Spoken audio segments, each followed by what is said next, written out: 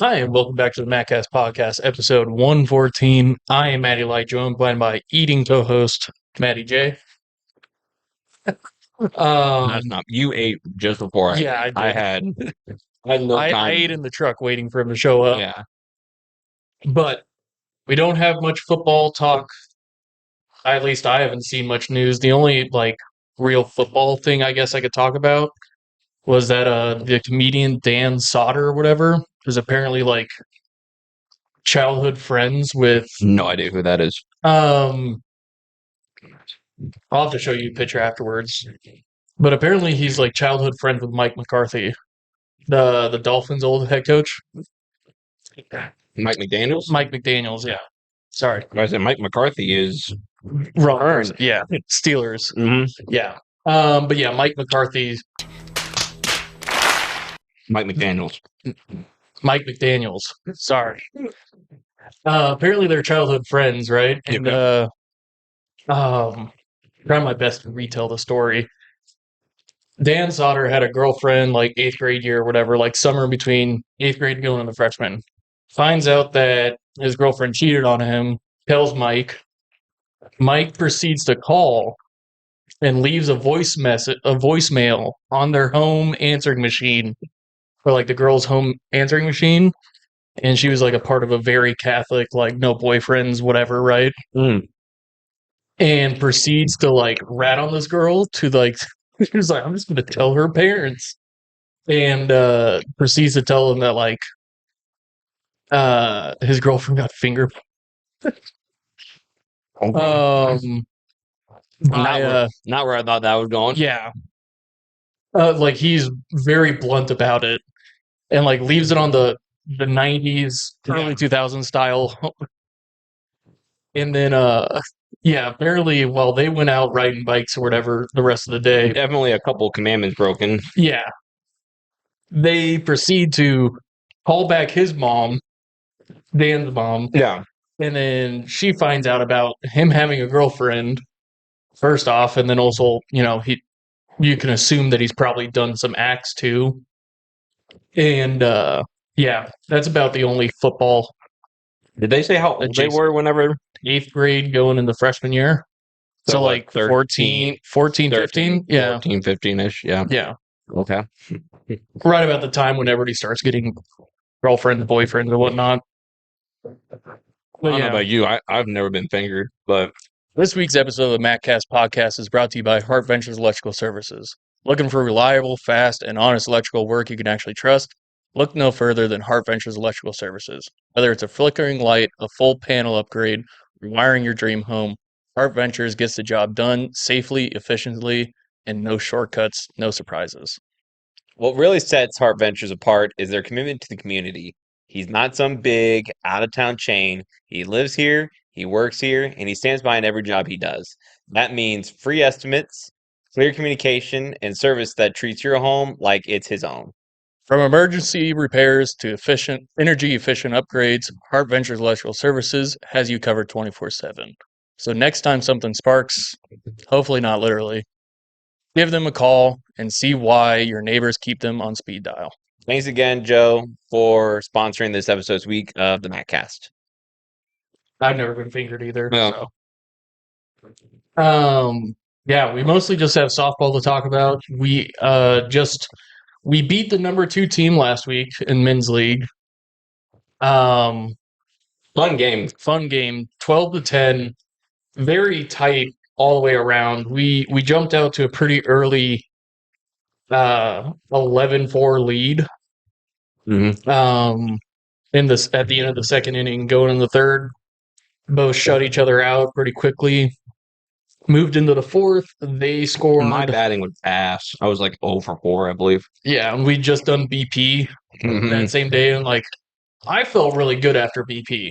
I did too. Yeah. And like if I remember correctly, you were hitting it to, and you were 1 for 3.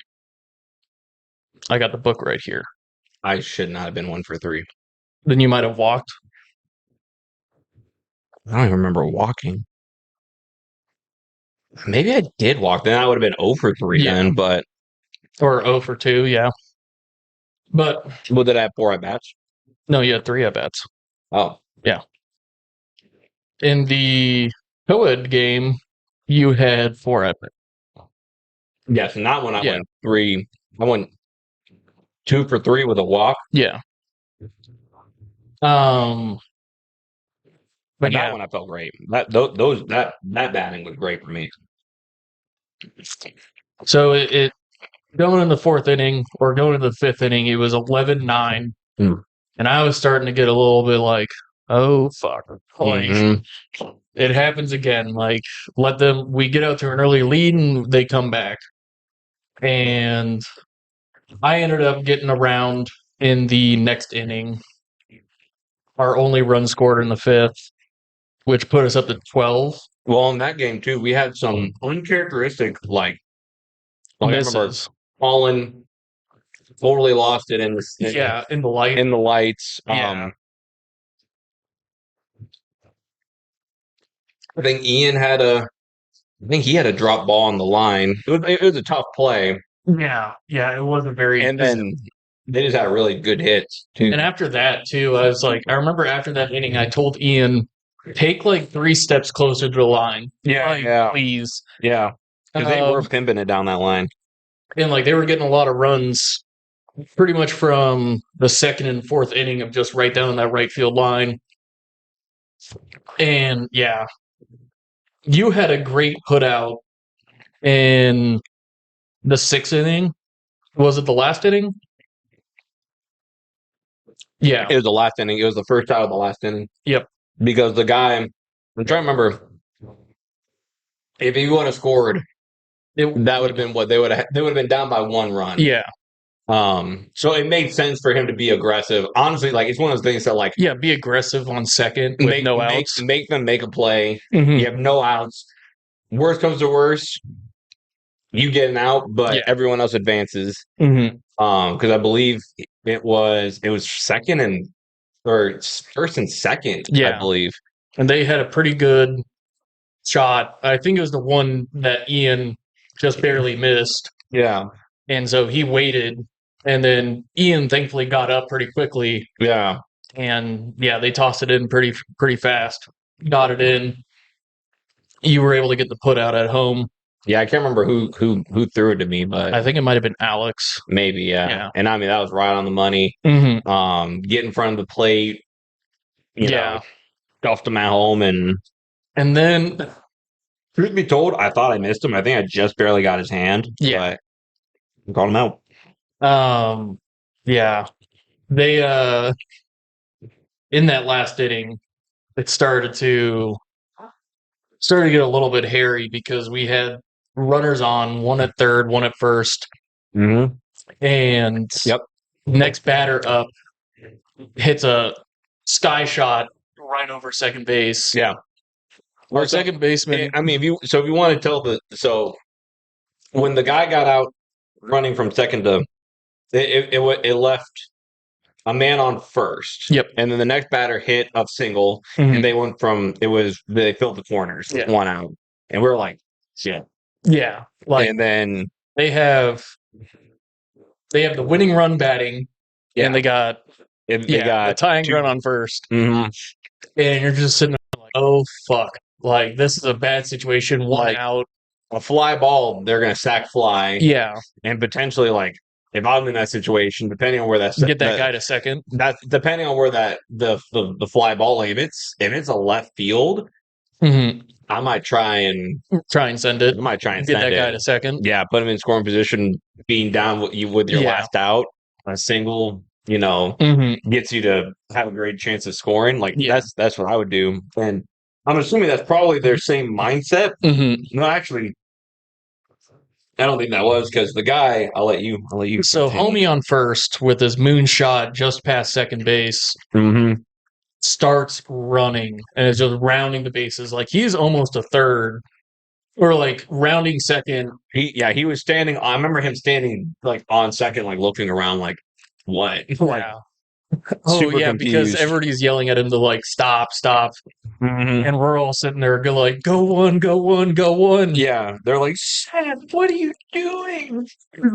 What? Not the name drop you, Seth, but But yeah, he left, so we got a double play. He must have just thought there were 2 outs already. Yeah, and he's just like, "Fuck it, like I'm running." Yeah, that's the only thing I can really make sense of it. Is he like thought if he there were 2 misses outs. this, I'm getting home to tie it up, or But yeah, and that's the thing too. Maybe he just thought the play was trouble, and maybe he thought being aggressive and did it just not watching the ball. We ended up pulling away pretty thankfully. I went pretty thankfully. If I remember right, you had a pretty good shot in that game. I went 3 for 3. Yeah.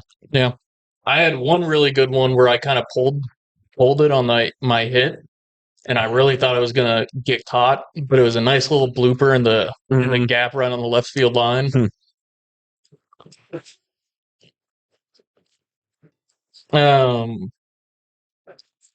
The co-ed game, I was very upset with, at least defensively. I noticed.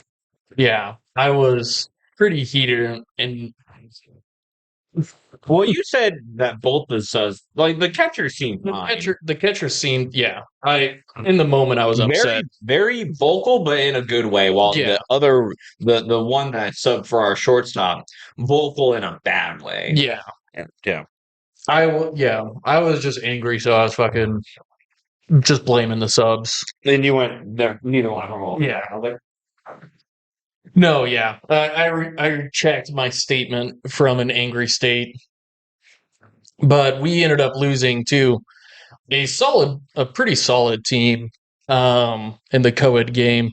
They were just above us in the rankings, and when I was looking at what they had done in the past, we talked about it in the last episode, I thought. A little bit, not a whole lot. But when I was looking at them, they've let that's hit crazy, the team we just played. Yeah. 1, 2 teams reached double digits before we played them. And I mean, if you look at it too, the 2 teams that got double digits, even if you go the other runs that they let up were 5, 3, and 8. Yeah, and we took them to extra innings. No, we didn't. Yeah, we did. Mm-hmm. We took them to extras because we reached the 7th inning when we tied it. 7th inning is the. Oh, sorry. Yeah. We took it into overtime, I should say, because there's an hour time for our game. Oh, it's one of those fucking spam. Yeah, cool. There's an hour or 55 minutes for our game, but we took in the overtime. I hit fairly good that game. I went 3 for 4. Mm-hmm. Myself, and then so I'm sorry. I just got a text for the scouting report, and I think you should hear this now. What's that? John's buddy. Mm-hmm. I know you're saying he probably won't guarantee play time. Mm-hmm. He's 6'6". First base. So yeah, then I was like, maybe we should consider him playing the whole game. Yeah. I'm like, all right. As soon as I got that text, I was like, oh, okay, we're gonna. Because I was like, hey, what base would you want to play, or would he want to potentially play? Just to get him. And he was like, and John's like, well, he's 6'6". I was like, okay, so first base. Yeah. Put a massive target right there. Yeah. Sorry to interrupt that. No, you're good. We'll hit that in the next segment. Yeah. But I just want to let you know now. Perfect. All right. Cool. Yeah. Our batting is what kept us in the game. We started off. We went 2 innings going through our full lineup. Yes. Back to back. And I was feeling really good because I knew these guys were good after looking at their track record. I'm like, oh fuck. I think we did the same thing in the men's game. Yeah. On Thursdays. Yeah. Felt really good about it. But our fielding, our shortstop and our second baseman athletically were kind of lacking, if I'm going to. Our second baseman wasn't she didn't have too many bad plays. She didn't have too many bad plays, but she missed some that were which one? I remember there was a couple grounders that honestly, it could also been the field, that one hop shit where our field, every time you expect it to roll, it hops. I think she did have one where if she had one, that would have been it. I was surprised that you guys did have her on second and not like first. So on that one, I gave it to my lovely girlfriend to handle the positions. I was like, I trust you. Like you help me out with the men's stuff pretty well. So just like, all right, yeah. And one of our subs was talking up a big game, saying she was really good, so they put her at short. First couple innings, like there was nothing that came her way. Yeah, but she was talking that big game the entire time. So I was like, okay, like maybe.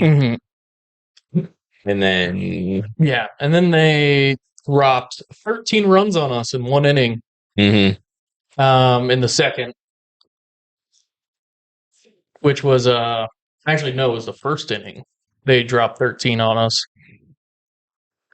But yeah, like I remember in that first inning, both our second baseman and our shortstop went to go be the cutoff. Yeah, and no one was on second. No one was on second, and I'm just sitting there like, what the fuck are we doing? Just like, and that I agree with our second baseman where Joe, who is usually our shortstop, would run all over the place and all over the place. Yeah. So, and that's I mean, it's what that was like straight up the middle. Yeah. So if I was second baseman, I mean, especially I think there's nobody on. I think that there was someone on first, and they tagged up and ran to second. Oh, gotcha. Yeah. And like that, and when I saw them slide into second, I'm like, yeah.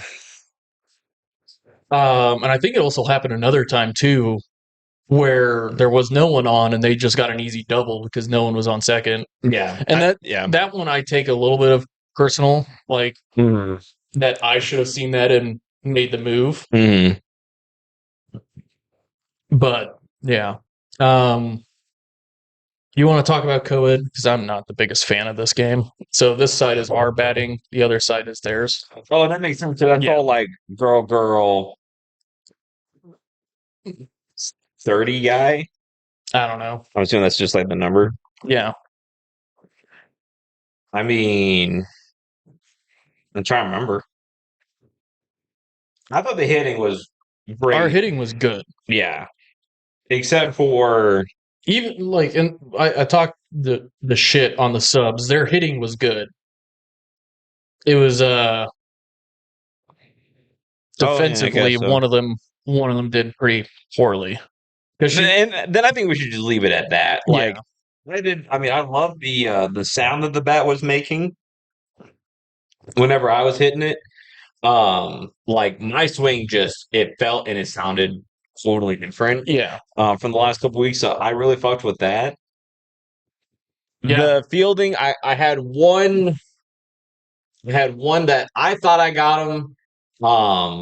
But they called them safe. The problem is it died right in front of me. I thought I was going to continuously to like try to roll to me because it was a throw from I think it was Kyle who threw it. Yeah. And it just when it hit the dirt, it didn't like keep rolling to me, so I had to like kind of go for it. Yeah. Opposed to like letting it just kind of come to me. I think it was safe, and I was not happy with the call. Yeah. I actually said like you need some glasses, and then he was like, "No, she was under it." I was just like, "Dude, there's no fucking way." And then to be fair because I agree with you, yes, like I would probably call that one an out, but that's just a little bit of my bias. He was on the other side of the bag. He was, so he didn't have the greatest of angles. Yeah. But I totally get that. To double down and go like, oh no, like she was under it. I was like, see, like I've had umpires whenever I've had those like those close calls, and like he's just straight up says like, I didn't get a good view. That's one. Then I can go like, you know, if you didn't get a great view and that like that's just I can live with that. Yeah. But just straight up doubling down. Watching like you pitch. And then watching the other team pitch, like, dude, his calls were just all over the place. And I remember one, like my second or third at bat. I think it was my second at bat. the pitcher threw one, and it just went like clear over my head. And I stood and put like the bat on my shoulder, and I like looked back at him. And he goes, "What? Do you expect me to call that a strike?" And I was like, "I don't know, dude. Like, we've." And so it was like a fun moment for both of us because we were both kind of like laughing at it. Mm-hmm. And I felt like good, like, okay, like he knows that like I'm not upset, like super salty, and I know he's not super salty. Like it's all in jest, but yeah. Well, and your walk too was huge for us, especially to climb back like that because they. I do remember the pitcher groaned, and I was like, dude, it's one of those ones that like none of them were close. Yeah, none of them and we were like down close. 2 at that point. 9, 12, 15. Yeah, we were down 1 at this point. Yeah, down 1. And I was just like, holy shit. Like, we need a run. Yeah. And, or no, we were down 2 because we needed 1 to tie up. But, yeah, you got on base, and we straight up just told the person after you, go to first. Go. Don't even try and swing. We already have 1 out. We're not taking this risk. Like, get on base. And then, thankfully, Brian had a really solid hit that was just right in the middle of center field. I should have ran for it. I also should have said something being at third base. But I was looking back, like I was watching it to see if they would catch it or if they wouldn't. I should have probably just taken, but I was just on second. Yeah. And then I heard, and I was just like, I'm sorry, I was watching it. It's just like, well, and like the problem with that though is that like the girl who was on first was already almost a second because she saw it like where it was landing. Yeah. And then you're just like, for me it was like a free Willy. Where are you going? Like, it was a free Willy moment where like I'm watching the orca jump, or the Willem Dafoe moment. Are we ready to go next to this upcoming? Yeah, let's knock out this upcoming. Potentially, hopefully not game for us. Yeah.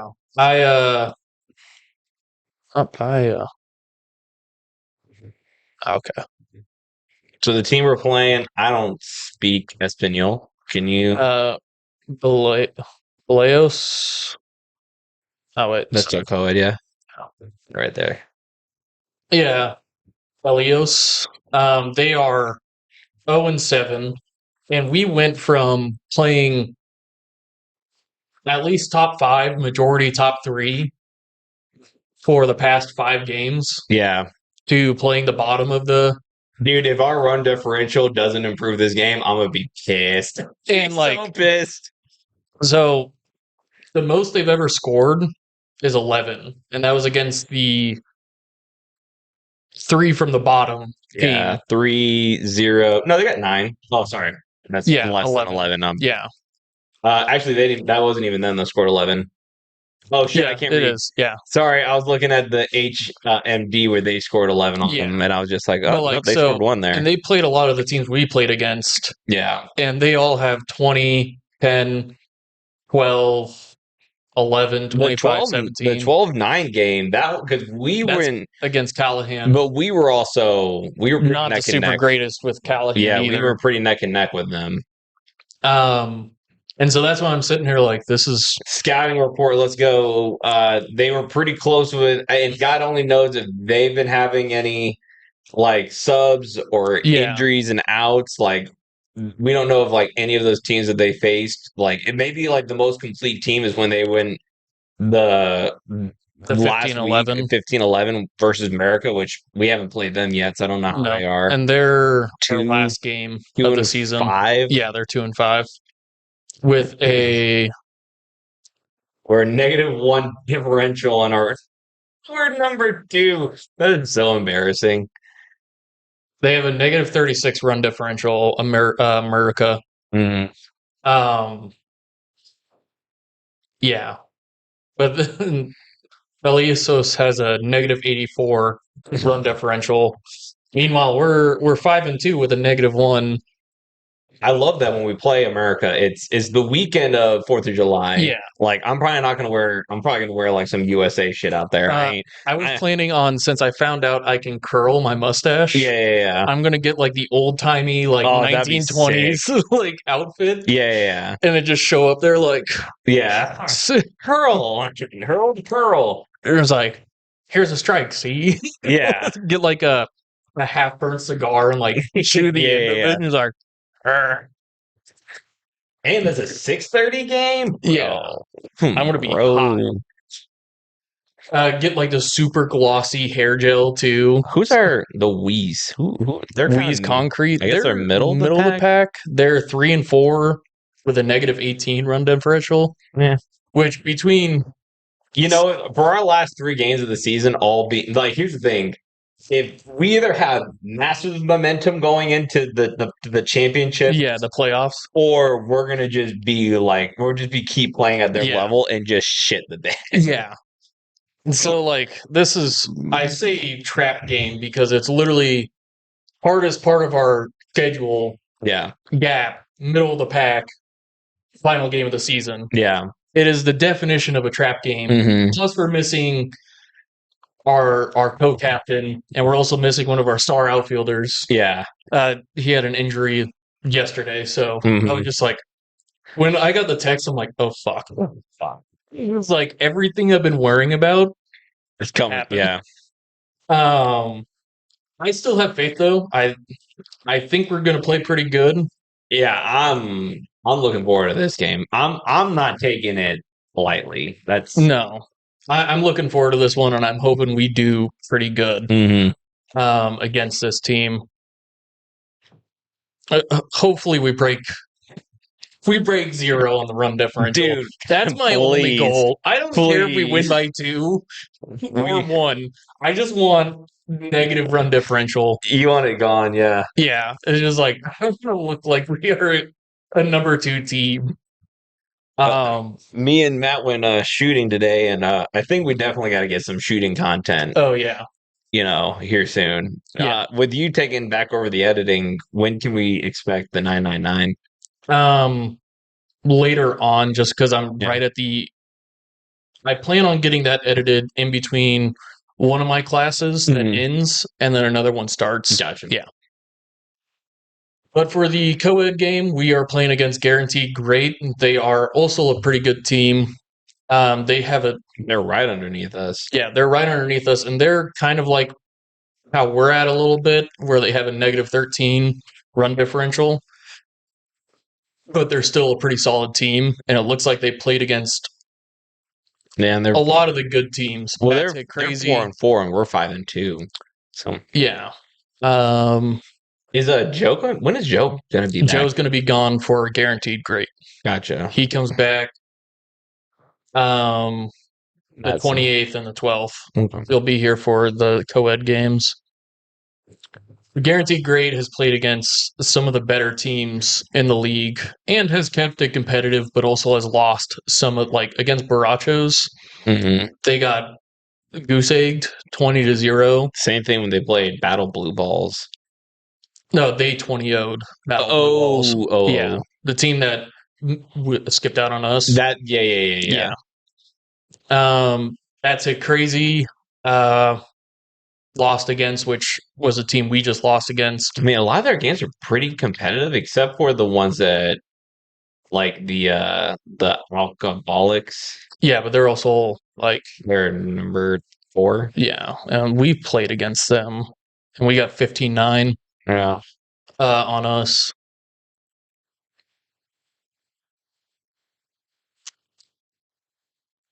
I'm actually kind of curious on if they forfeited again. Nope, they showed up. No. Yeah, they only forfeited our game. Interesting. They saw someone like, nah, those red jerseys strike fear. Strikes fear in us. Yeah, they got 10-0'd by One World. Which, interesting. Look at their they must just be a bunch of couples. Look at their unless their rosters don't say their full names, but they all have matching last names except like they're all paired up. So, yeah, it must be just like a bunch of couples. Yeah. Or like a bunch of the boys got together and they're making their wives. Yeah, join them. Wives and girlfriends do that. Wives and girlfriends And join they them. just were like, you know what? That day, fuck it. We ain't about it.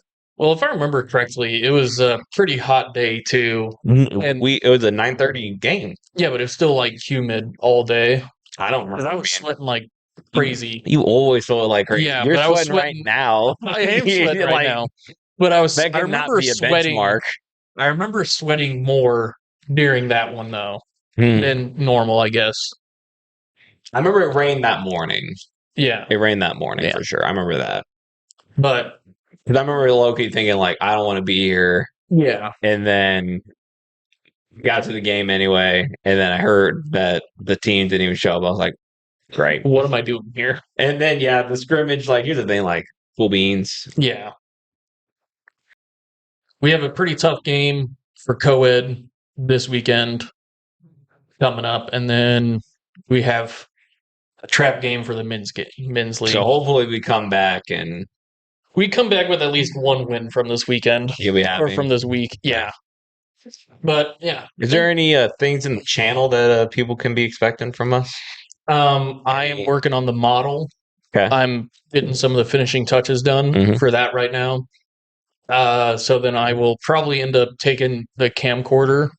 Not this week, but next week maybe, or the week after. No CWS content. Like, we're in Omaha, but after living here and seeing enough CWS, it just kind of goes with the season almost.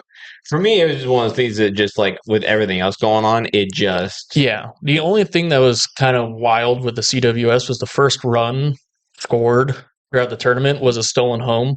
West Virginian did that. Yeah. And I was like, all right, that's pretty cool. First inning. And then I lost. Yeah.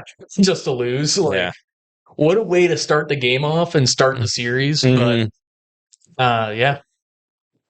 Oh, I went and saw the Savannah Bananas. Oh, yeah. Actually, you know what? Yeah, let's talk about that a little. So, like, I wildly underestimated how many people were going to show up for that. But, dude, I saw the videos of it. They legit sold out Memorial Stadium. Yeah. Which it was like 90 some odd thousand. Yeah. Like, there's a lot of fucking people. And, like, they were there for fucking hours. Like, everything. I mean, literally everything had a line. Like, they had, like, a couple different potty stations.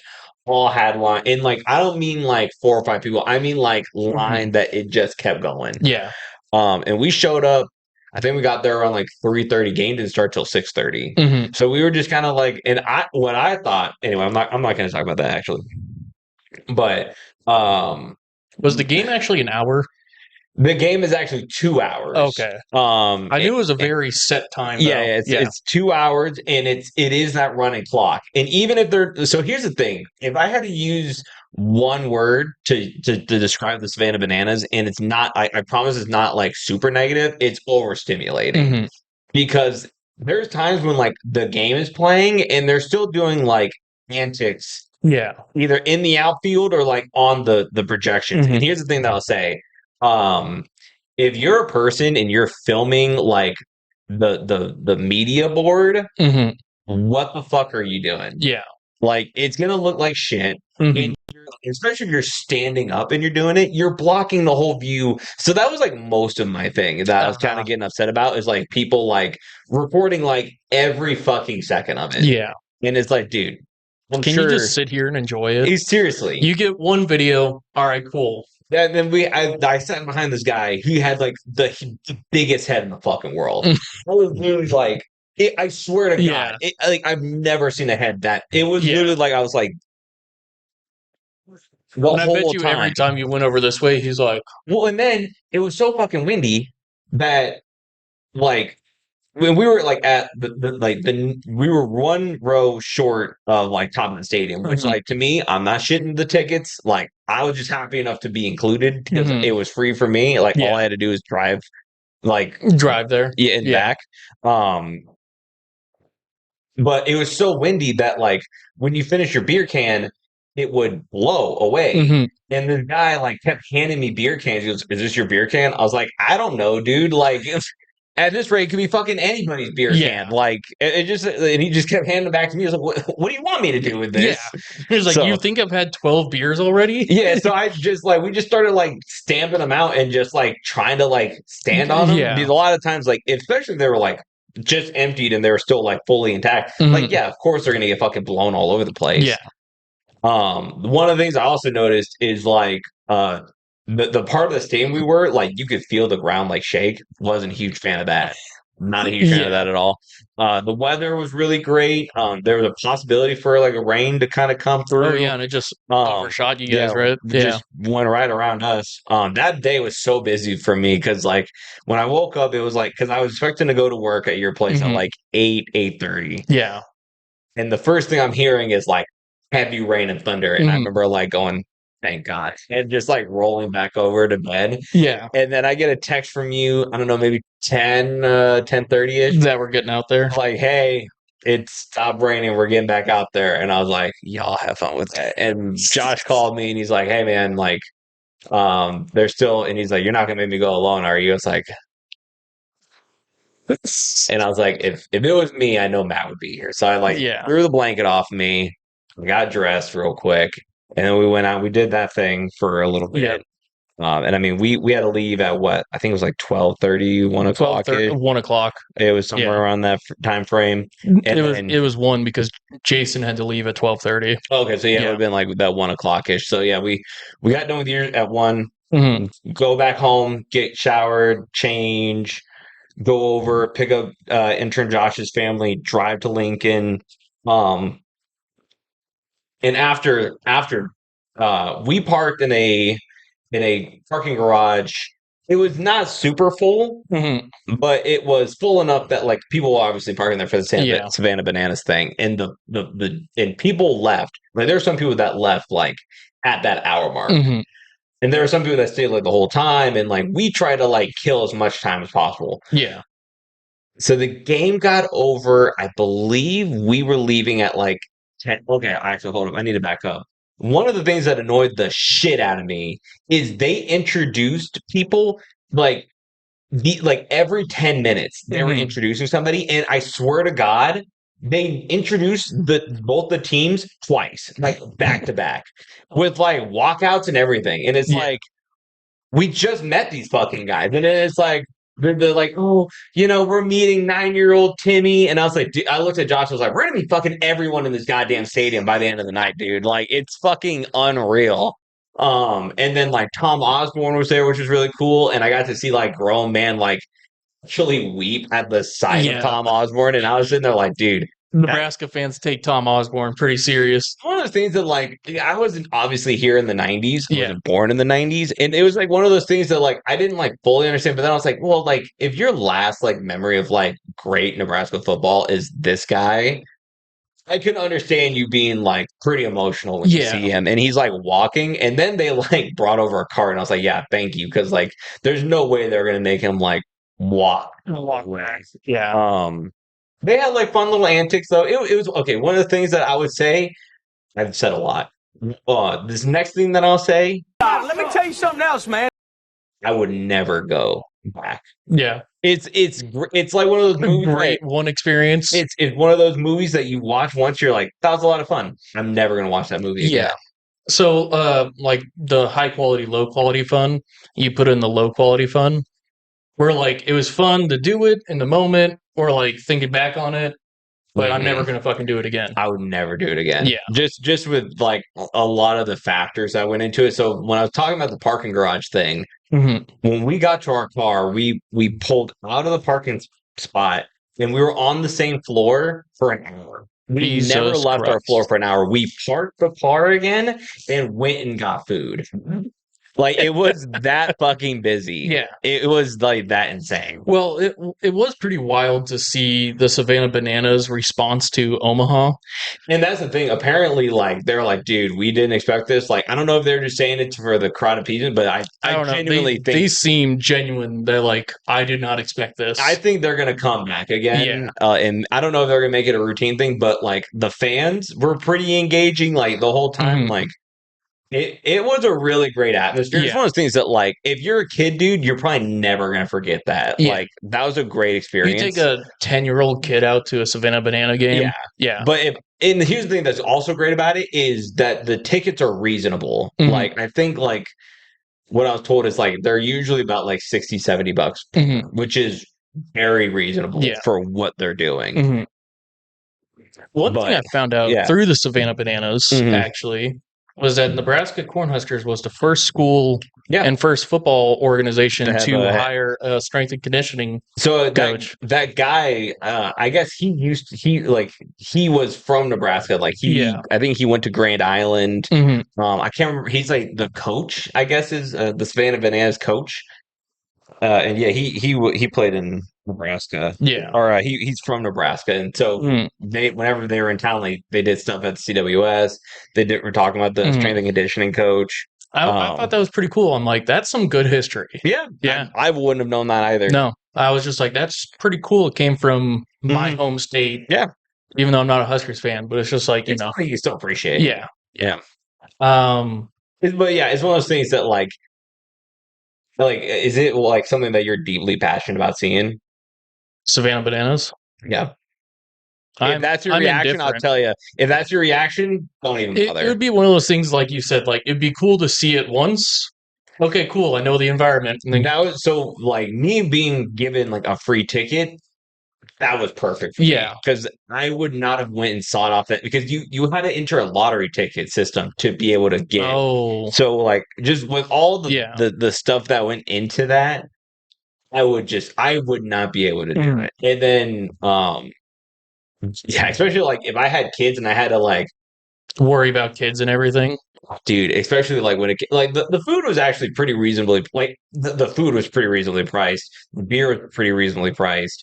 The merchandise, but you know they probably make most of their money through merchandising, though. Yeah. I mean, I'm trying to remember because like if I remember correctly, when they were first being made, their biggest like things they wanted to keep was reasonable price tickets. Yes.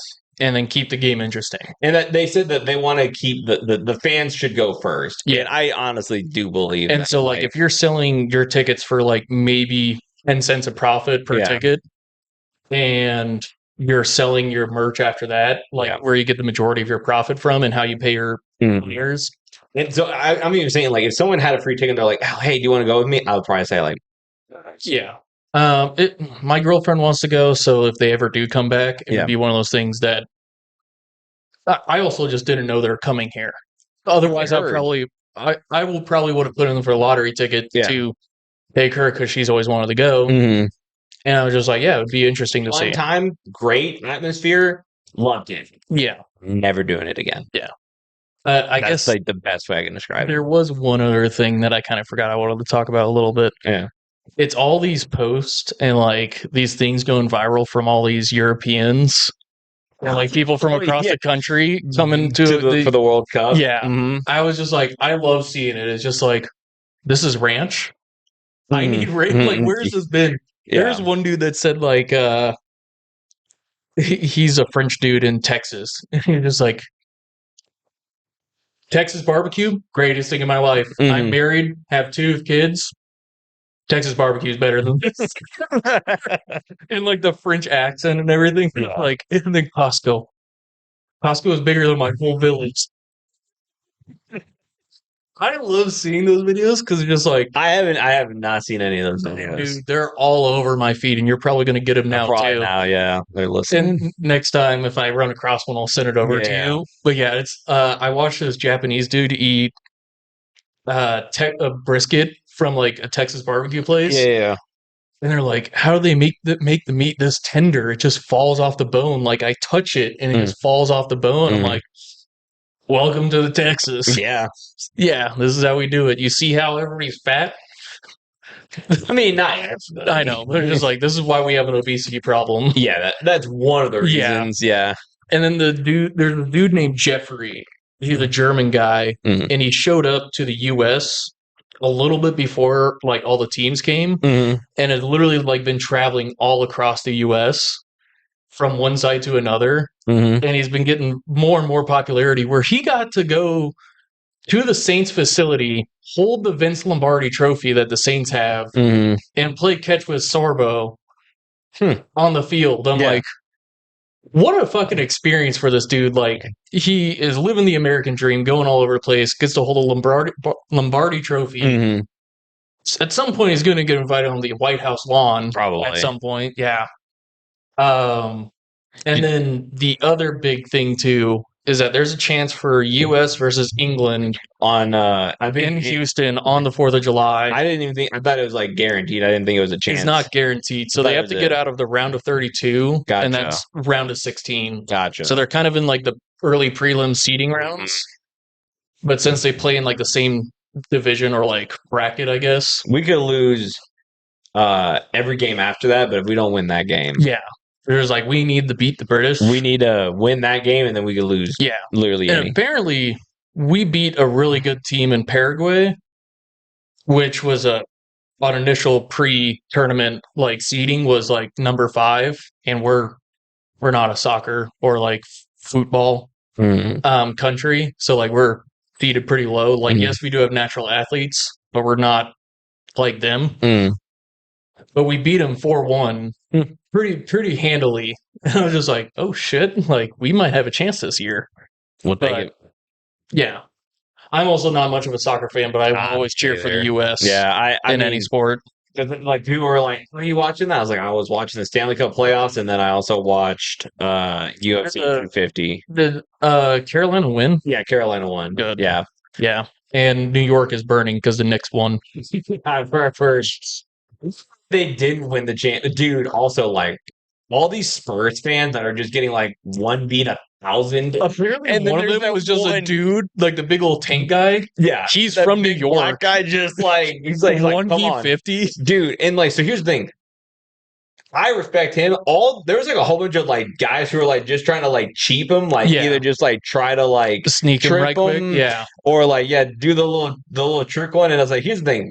If you're the coward that trips him and he actually does trip, everyone is just gonna dogpile him and just fucking like run his shit.